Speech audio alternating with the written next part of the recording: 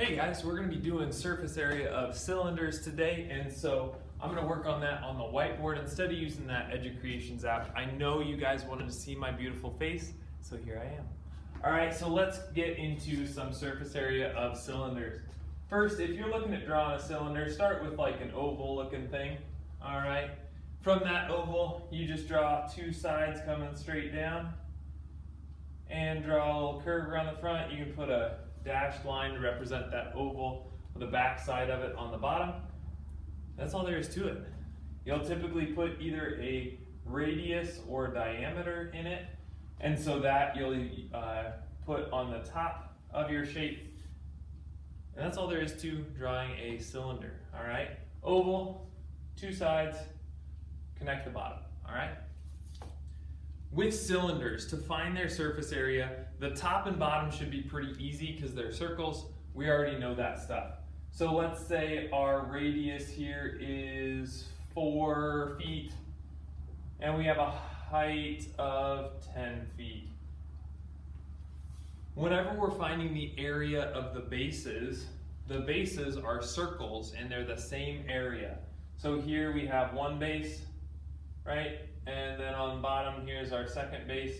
Well, they're congruent, and anytime we have congruent sides, you can multiply by 2 here, because we have 2 of them, instead of finding both areas separately. Area of a circle, C equals pi r squared. Pi r squared, r is your radius. If you're given the diameter, you've got to divide, so make sure you do that. Here we do have our radius of 4, so we take pi times 4 squared.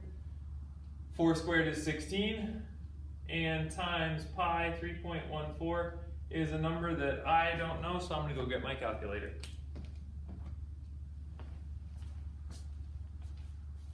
$16 times 3.14 is 50.24. 50.24. We'll round to the nearest hundredths for this surface area, which is 2 places after the decimal. 2 places after the decimal, okay? So there's our area of our base, and that's only one base, so don't forget here, we're gonna have to multiply that by 2 when we finish solving this. To find the area of our sides, now the area of the sides is kind of as if you would open that cylinder up and get a rectangle. So if I make this piece of paper here into a cylinder, all right, and I take and open this up, right, this is a cylinder, my side here going around the outside. If I open it up, it's a rectangle. Well, the height, we know, right, the height of our cylinder is one dimension of that rectangle.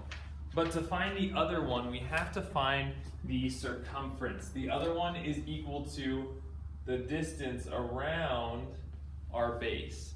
And so we have to multiply 10 times our circumference. It's circumference times height.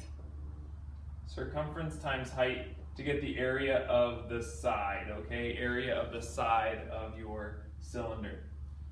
Circumference, you might remember, is 2 pi r. 2 pi times our radius. And then our height here, we already have it, is 10. Right? 2 pi r times our height of 10. Radius, we already said, is 4, so we'll go ahead and plug that in there. 2 times pi times 4 times 10. That's a lot of numbers. Multiply all of your numbers and then multiply it by pi. 2 times 4 is 8, times 10 is 80, so we have 80 pi, or 80 times 3.14. And when we multiply that together, 80 times 3.14 gives you 251.2 feet squared.